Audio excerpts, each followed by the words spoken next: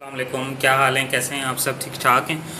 आज का जो हमारा लेक्चर है वो हम उसी से आगे चलेंगे। विनवर्ड में हमारे पास हम आगे लास्ट जो मैंने लेक्चर विनवर्ड में थोड़ा ओपन कर लेता हूं ताकि आप लोगों को मैं क्लियरली बता सकूं कि हमने जो लास्ट टॉपिक कवर्स किए थे वो कौन कौन से थे। जितने भी अभी तक हमने टॉपिक कवर किए हैं वो होम से लेके रेफरेंसेस तक हम ख़त्म कर चुके थे। आज मेरी पूरी कोशिश होगी कि हम मेलिंग, रिव्यू, व्यू ये हम इसे फाइनलाइज़ करें ताकि हमारा विनवर्ड ख़त्म हो सके और हम आगे कंटिन्यू कर सकें। मेलिंग के अंदर चले जाते हैं। थोड़ा सा मैं मेलिंग का अगर ओवरव्यू बताऊं तो मेल हमारा जो हमारे पास पूरा का पूरा वर्ड डिपेंड करता है वो होम से लेके लेआउट तक होता है। ये मैंने प्रीवियस वीडियोस में भी बताया है। रेफरेंसेस हमारे पास लिंक्स और इन चीज़ों के लिए होता है, रेफरेंसेस देने के लिए। मेलिंग का एक कॉन्सेप्ट सिर्फ कॉमनली हम जो मेल्स पैटर्न बनाते हैं या पेपर्स बनाते हैं या कोई हमने ऐसा मेल भेजना है कि हमने उसका पैटर्न वैसा रखना है तो हम वो रख सकते हैं। अगर मैं स्टार्ट करूं मेलिंग से तो मेलिंग में हमारे पास सबसे पहले है एनवलप। यहाँ से लेकर यहाँ तक के जितने भी मैं आपको बता रहा हूँ एनवलप्स है, लेबल्स हैं, स्टार्ट मेल, मर्ज है, सेलेक्ट रिसिप्ट्स हैं, ये हमारे काम के हैं। यहाँ से लेकर यहाँ तक हमारे ऑप्शन इतने ज़्यादा यूज़ में आते नहीं हैं तो इसलिए हम इनको ज़्यादा लुक आफ्टर नहीं करेंगे। हम अपना रैंडमली काम को थोड़ा सा आगे लेके जाने की कोशिश करेंगे। एनवलप स्टार्ट कर लेते हैं। फॉर सपोज़ मैं एनवलप पे चले जाता हूँ। एनवलप पे जाने के बाद जैसे ही मैंने एनवलप ओपन किया मेरे पास एक पेज खुलेगा एनवलप्स एंड लेबल्स। तो वो लेबल बनाना चाहें तो आप लेबल बना सकते हैं, एनवलप बनाना चाहें लेबल, हम उसी के साथ आगे कंटिन्यू करेंगे। डिलीवरी एड्रेस मिसाल है, मैं एक कॉन्सेप्शनल रख लेता हूँ कि मैं डिलीवरी एड्रेस देना चाहता हूँ तो मैं किसी भी इंस्टीट्यूट का डिलीवरी एड्रेस दे देता हूँ या कोई स्कूल का दे देता हूँ। मैंने कहा भाई आपने डिलीवर करना है youth education support system institute में, यहाँ मैं डिलीवर करवाना चाहता हूँ और अगर कभी ना वहाँ मिले कोई तो रिटर्न इस इंस्टीट्यूट पर आ गए। तो ऐड टू डॉक्यूमेंट मैंने जैसे ही किया मेरे पास ये इस तरह का पेज खुलेगा। अगर मैं थोड़ा सा छोटा करके दिखाऊँ आपको, जो हम पुराने एनवलप्स यूज़ करते थे उसके अंदर हमारे पास एक, अभी भी अगर हम एनवलप यूज़ करते हैं तो उसके ऊपर होता है टू और फ्रॉम, मतलब कहाँ से आपने भेजा और कहाँ आप भेजना चाह रहे हैं। तो ये हमारे पास टू हो गया कि मतलब मेरी तरफ से जा रहा है, और फ्रॉम मतलब मैं इस एड्रेस पे भेजना चाहता हूँ। ये अंदर का पेपर वो है जो हमारे पास मोस्टली इदारों के अंदर यूज़ होता है फॉर मेलिंग के। मैं इसके अंदर कोई भी इस तरह का पैटर्न रखकर काम करना चाहूँ तो नो सो ऑन हम पेज को अगर बढ़ाना चाहते हैं तो वो बढ़ भी सकता है। तो ये एक सिंपल कॉन्सेप्ट होता है जिसके ऊपर वाला फ्रेम हमारा इस तरह का आ जाता है। तो ये हमारे पास एनवलप्स में आ जाएगा। लेबल ऑप्शन के अंदर अगर मैं चले जाता हूँ, मैं इसी काम को थोड़ा सा न्यू पेज ले लेता हूँ। मैंने एक कंट्रोल एन किया, न्यू पेज लिया, मैं दोबारा आ जाता हूँ मेलिंग के अंदर। लेबल का काम क्या है कि अगर मैं कोई लेबल एड्रेस बनाना चाहता हूँ या उस एड्रेस को पेस्ट अप करना चाहता हूँ, कि जैसे मैं एक लेबल बनाना चाहता हूँ जिसको मैं प्रिंट कराना चाहता हूँ, वो है यूथ एजुकेशन सपोर्ट सिस्टम का मैं लेबल बनाना चाहता हूँ। न्यू डॉक्यूमेंट पे क्लिक किया, ये मेरे पास एक लेबल आ जाएगा। मैं इस तरह का, ये मेरे पास लेबल पेज हमारे पास जो होता है वो सबसे मैक्सिमाइज पेज होता है। तो इसके अंदर मैं जितने लेबल्स को कॉपी करके पेस्ट करना चाहूँ उतने कर सकता हूँ। ये हमारा काम है मेलिंग का। मेलिंग के आगे इसी के अंदर अगर हम चले जाते हैं तो मेल हमारे पास स्टार्ट मेल, मर्ज में काम क्या है, इसके अंदर चार ऑप्शन है, लेटर है, ईमेल है, एनवलप है। एनवलप और लेबल मैं बता चुका हूँ। डायरेक्टरी और नॉर्मल वर्ड डॉक्यूमेंट को हम इसी के अंदर कवर करेंगे। थोड़ा सा मैं न्यू पेज लेकर थोड़ा सा एक ओवरव्यू प्रॉपर देता हूँ ताकि आप लोगों को समझने में मुश्किलात नहीं हों। इसके अंदर मैं न्यू पेज इसलिए ले रहा हूँ ताकि बार बार ताकि आपको समझने में कोई मुश्किलात ना हो। मैंने इसे कॉपी पेस्ट किया, दोबारा कॉपी पेस्ट करने के बाद यहाँ चले जाता हूँ मेलिंग पर। तो फॉर सपोज ही मैंने काम किया हुआ है सारा, तो लेटर पेज मेरा इस तरह का होता है, और अगर मैं इसे ईमेल पेज कर दूंगा तो ये पूरा का पूरा वाइड हो जाएगा। आप देख सकते हैं मैं कर्सर से अगर ऊपर भी लेके जा रहा हूँ तो कहीं भी कोई पेज ब्रेक नहीं हो रहा है। ये काम है सारा ईमेल पेज का। एनवलप और लेबल पेज वही है। डायरेक्टरी पेज एक सिंपल पेज होता है, मतलब आप जैसे ये पेज डिवाइड करके देगा पर नॉर्मली एडजस्टेबल नहीं होंगे टेक्सेस इसके अंदर प्रॉपर्ली। नॉर्मल वर्ड डॉक्यूमेंट वही जो हम कंट्रोल एन करते हैं, न्यू पेज लेते हैं तो उसके अंदर आ रहा होता है हमारे पास। इसी के बाद अगर मैं थोड़ा सा आगे चले जाता हूँ तो सेलेक्ट रिसिप्ट का काम क्या है। हम जैसे आप लोग किसी भी इंस्टीट्यूट के अंदर हैं या मैं एक इंस्टीट्यूट चला रहा हूँ, मैं स्टूडेंट्स को रिसिप्ट देता हूँ तो उन रिसिप्ट्स का मैं डेटा अपने पास रखना चाहता हूँ, या कोई मैंने इदारा खोला हुआ है या कोई भी मेडिकल स्टोर है, कोई क्लिनिक है, कोई मेरी आउटलेट है, वहाँ रिसिप्ट्स जाती हैं, मैं उन रिसिप्ट्स का रिकॉर्ड रखना चाहता हूँ। तो उसका तरीक़ेकार क्या है, आपने सेलेक्ट रिसिप्ट पे क्लिक करना है, टाइप न्यू लिस्ट, तो मेरे पास ये सारी चीज़ें आ जाएंगी, title, first name, last name. मैंने कहा मैं इसे अपने हिसाब से कस्टमाइज़ करना चाहता हूँ तो नीचे ही ऑप्शन आ रहा है कस्टमाइज़ कॉलम का। यहाँ जाकर अगर मैं टाइटल रखना चाहता हूँ तो जो भी मैंने एक इंस्टीट्यूट का बनाना चाह रहा हूँ, टाइटल मैंने कहा CIT DIT जो कोर्स था, बच्चे का फर्स्ट नेम आ गया, लास्ट नेम आ गया, कंपनी नेम मैं नहीं रखना चाहता, मैंने डिलीट कर दिया। तो जो चीज़ें मैं रखना चाहता हूँ वो मैं रखूँगा, जो चीज़ें मैं नहीं रखना चाहता हूँ उन्हें मैं डिलीट कर दूँगा। फॉर सपोज़ ये भी मैं डिलीट कर देता हूँ, एड्रेस मुझे एक ही चाहिए, बल्कि एड्रेस मुझे चाहिए ही नहीं, मैं सिर्फ फ़ी देना चाहता हूँ। सिटी भी मेरे काम की नहीं है क्योंकि मैं अभी इसको कोई आउट ऑफ सिटी रखना ही नहीं चाह रहा, स्टेट भी नहीं रखना चाह रहा। आप जो रखना चाहें वो रख सकते हैं, आप ऐड ऑन कर कर आसानी से कर सकते हैं। मैंने कहा इसको भी मैं डिलीट करना चाहता हूँ, मैंने डिलीट किया। कंट्री और रीजन भी मैं डिलीट करना चाहता हूँ, मैंने कहा मैं होम भी डिलीट करना चाहता हूँ।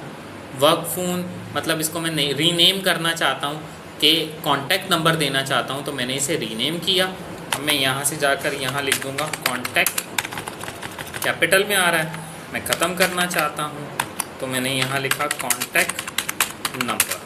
तो ओके करूँगा तो मेरे पास वो चीज़ आ जाएगी। ईमेल एड्रेस आप देना चाहते हैं दे सकते हैं। मैंने कहा मैं फ़ी देना चाहता हूँ तो मैंने फ़ी लिखा, मैं मंथली फ़ी लिखना चाहता हूँ तो मैंने यहाँ मंथली फ़ी ऐड किया। जैसे ही ओके करूँगा मेरे पास वो ऐड ऑन हो जाएगा। मैं ओके करूँगा तो मेरे पास अपने हिसाब से एक रिसिप्ट नज़र आएगी। मैंने कहा कोर्स बच्चे का है, फॉर सपोज़ मैं कोर्स देना चाहता हूँ, मैंने कहा CIT है, नेम लिखना है, फादर नेम लिखना है, कॉन्टैक्ट नंबर टैप करता जाऊँगा, वो चीज़ आगे बढ़ती जाएगी। मैं डिलीट करना चाहता हूँ, जो भी डेटा है उधर क्लिक करके डिलीट करूँगा, मेरे पास वो ख़त्म हो जाएगा। उसी के बाद कोई न्यू एंट्री लेनी है मैं ले सकता हूँ। फाइंड कोई लफ्ज़ कोई डेटा फाइंड करना है आपके, सिंपली बहुत ज़्यादा लंबा डिटेल है या बहुत ज़्यादा डिटेल्स हैं, 100+ हैं, मैं सिर्फ फाइंड करूँगा। जैसे मैंने कंट्रोल F वाला कॉन्सेप्ट बताया था, आप आसानी से फाइंड कर सकते हैं। ओके करूँगा, मेरे पास ये फ़ाइल सेव होगी, but this file would be open in Microsoft Access. मतलब एक हमारे पास है एक्सेल, एक हमारे पास है एक्सेस, तो ये हमारे पास एक्सेस के अंदर ओपन होगी क्योंकि डेटाबेस फाइल होती है जो हम एक डेटा बना रहे हैं। सेव कर दूंगा तो मेरे पास सेव हो जाएगा। ये हमारा काम था एनवलप से लेके रिसिप्ट तक का। सेलेक्ट रिसिप्ट उम्मीद करता हूँ आप लोगों को समझ आ गई होगी। कोई भी मुश्किलात हो तो आप कमेंट में हमारे पास कंटिन्यू कर सकते हैं। फॉर सपोज़ मैं इसी पेज पे यहाँ यूज़ करते हुए स्पेलिंग एंड ग्रामर का कॉन्सेप्ट क्या है, मैंने एक वर्ड लिखा ऑसम, मैं एंटर करूँगा, अभी कैपिटल में इसको रेक्टिफाई नहीं कर रहा, मैं इसे कैप्स लॉक बंद कर दूंगा। मैंने स्मॉल में लिखा ऑसम, तो मैं जैसे ही एंटर करूंगा उसने ऑटो करेक्ट कर लिया, ये आप देख सकते हैं। अगर मैं थोड़ा सा इसे कैपिटल करके लिख के देता हूं ताकि आप लोगों को समझने में मसला ना हो। मैंने एक वर्ड लिखा ऑसम, मैंने एंटर किया, वो ऑटो करेक्ट किया। वो हमारा काम है स्पेलिंग एंड ग्रामर का। शॉर्टकट की है F7। थ्रेशर्स का काम क्या है कि कोई भी वर्ड का सिनोनियम ढूंढना है, मैं वो ढूंढ सकता हूँ। मैंने कहा सिनोनियम वर्ड्स मुझे बता दें।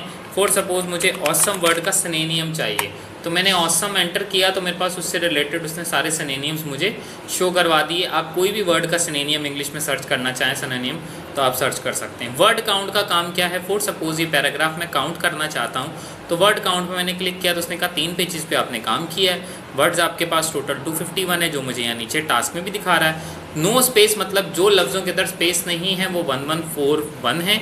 जिन लफ्ज़ों के साथ स्पेस आ रहा है मतलब लफ्ज़ों के अंदर गैप है वो है 1382। पैराग्राफ उसने कहा आपने 10 लिखे हैं, लाइंस आपके टोटल 39 है। टोटल एक काउंट बता रहा होता है, इसीलिए हम इसे वर्ड काउंट करते हैं।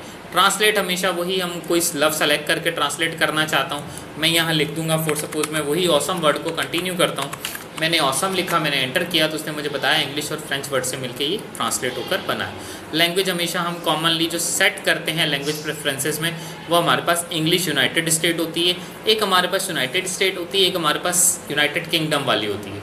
बट हमने जो कंटिन्यू हमने लैंग्वेजेस रखनी है या MS ऑफिस के अंदर जो भी सूटेबल लैंग्वेज होती है वो हमारे पास होती है इंग्लिश यूनाइटेड स्टेट्स। नेक्स्ट हमारे पास है न्यू कमेंट। फॉर सपोज़ ये काम है, मैं इस पर कमेंट लगाना चाहता हूँ फॉर द मोटिवेशन और फॉर सम मैसेज, तो मैं यहाँ क्लिक कर न्यू कमेंट पे क्लिक करूँगा तो मेरे पास जो भी एक होगा मेरे पास यहाँ आ जाएगा। Please for suppose please check my file, मैं ये कमेंट देना चाहता था, मैं कमेंट लगाना चाहता था प्लीज़ चेक माय फाइल का मैंने मैसेज बनाया तो मुझे वो यहाँ मैसेज मेरे पास शो हो रहा है। मैं चाह रहा हूँ ये मैसेज किसी और को शो ना हो, तो इसी के अंदर मेरे पास है रिव्यू पेन में जाने के बाद शॉप मार्कअप में जाने के बाद बलून्स में जाने के बाद इनलाइन कर दूंगा तो वो इस तरह मुझे यहाँ शो कराएगा।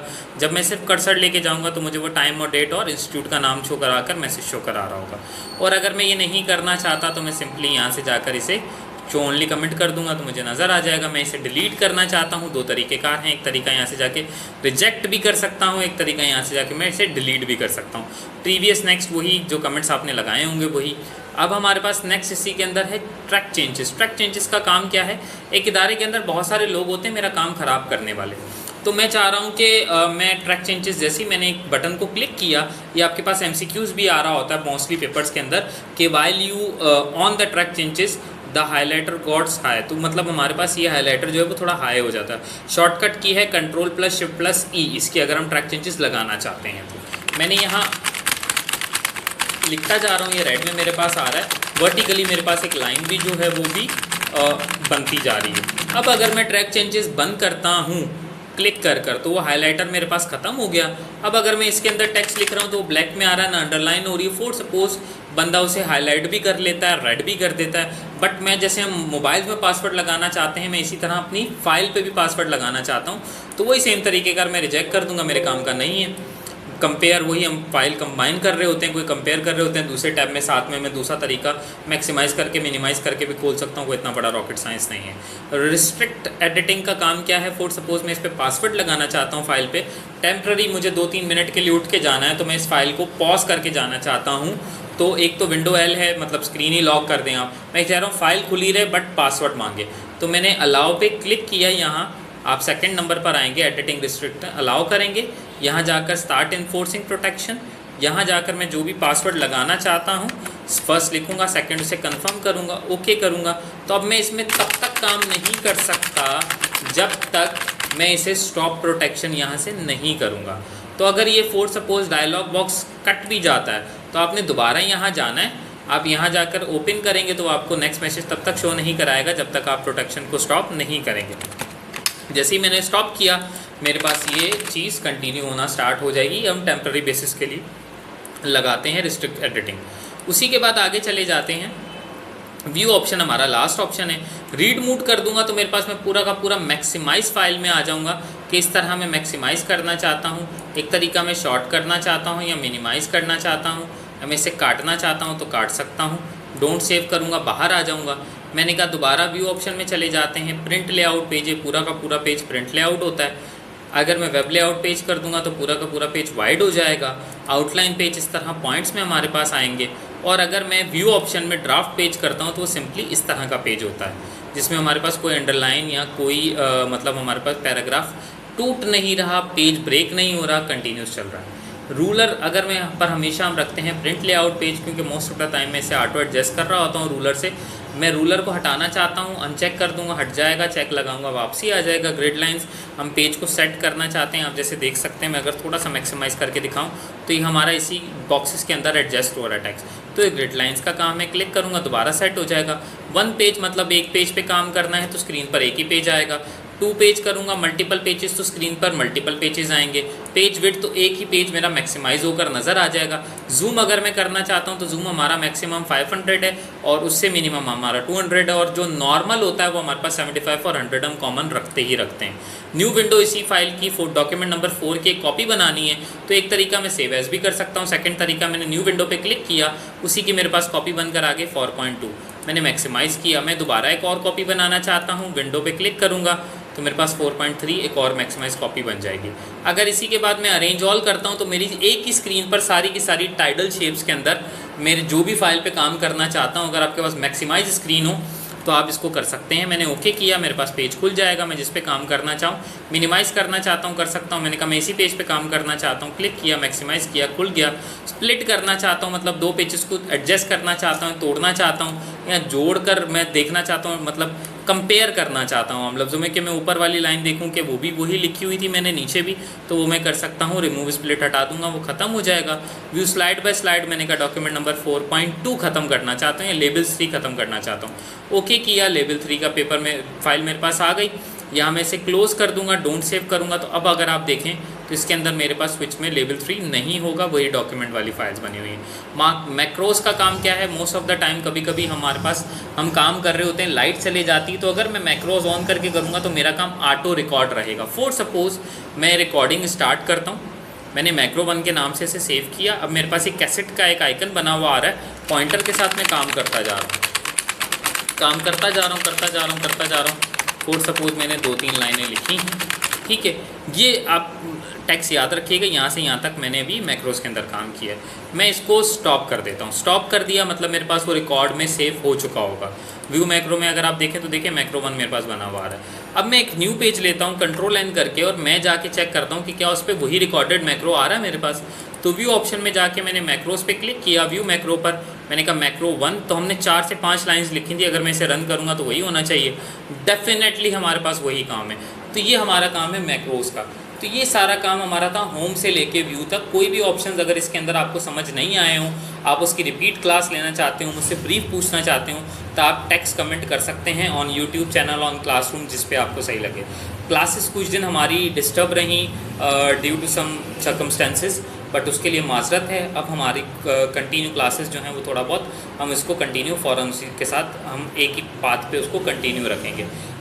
नेक्स्ट लेक्चर जो हमारा होगा वो हमारा एक्सेल पर होगा। अब हम एक्सेल को कंटिन्यू करेंगे। लास्ट इसको क्लोज़ करने से पहले मैं थोड़ा सा एक और चीज़ बता दूं। फॉर सपोज डॉक्यूमेंट नंबर 5 मेरी बहुत इंपॉर्टेंट फाइल है। मैं चाहता हूं इसको मैं जब खोलूं तो इस पर पासवर्ड नज़र आए। तो पासवर्ड का तरीक़ेकार क्या है, आपने सबसे पहले फ़ाइल ऑप्शन में जाना है।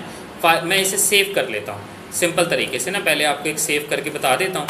मैंने इस फाइल को सेव किया यूथ के नाम से, और इस फाइल को मैंने डेस्कटॉप पर सेव किया। मैंने इसे सेव कर दिया, मेरी फ़ाइल सेव हो चुकी है। अब मैं सारे टैब्स जितने भी हैं मैं उसे क्लोज़ कर देता हूँ। अब मैं ढूंढूंगा कि मेरी वो यूथ की फ़ाइल यहाँ होनी चाहिए, तो मैं उसे ढूंढता हूँ। मैं वाई प्रेस करता हूँ, मेरी आ गई मेरे पास ये रही यूथ की फ़ाइल। मैंने इसे डबल क्लिक किया। .docx जो लिखा हुआ आ रहा है इसका मतलब होता है एक्सटेंशन है ये डॉक्यूमेंट की। तो विनवर्ड की अगर कोई आपसे एक्सटेंशन पूछे तो इट्स .docx। एक्स का मतलब होता है एडवांस, जो हमारे पास इसमें 2007 वर्जन के बाद हर डॉक्यूमेंट के अंदर docx आ रहा है हमारे पास। या आप ऊपर स्क्रीन पर पॉइंटर के पास भी देख सकते हैं। अब मैं इसे पासवर्ड लगाना चाहता हूँ, तो मैंने सेव पे क्लिक किया। प्रोटेक्ट डॉक्यूमेंट पे चले जाऊँगा, इनक्रिप्ट विद पासवर्ड करूँगा। मैं यहाँ जाके पासवर्ड लगा दूँगा। वो पासवर्ड सिर्फ आपको ही पता होगा, और अगर आप किसी को बताना चाहते हैं तो वो आप बता सकते हैं, वो एक अलग सिनेरियो है हमारे पास। इसे मैंने सेव कर दिया। सेव करने के बाद मैं इसे क्लोज़ कर देता हूँ। वो मुझसे सेव का आइकन पूछेगा डेफिनेटली। मैंने इसे क्लोज़ किया। अब मैं दोबारा यूथ की फ़ाइल ओपन करता हूँ तो वो पासवर्ड मांगेगा। अगर मैं पासवर्ड गलत देता हूँ तो मेरी फ़ाइल को ओपन नहीं करेगा।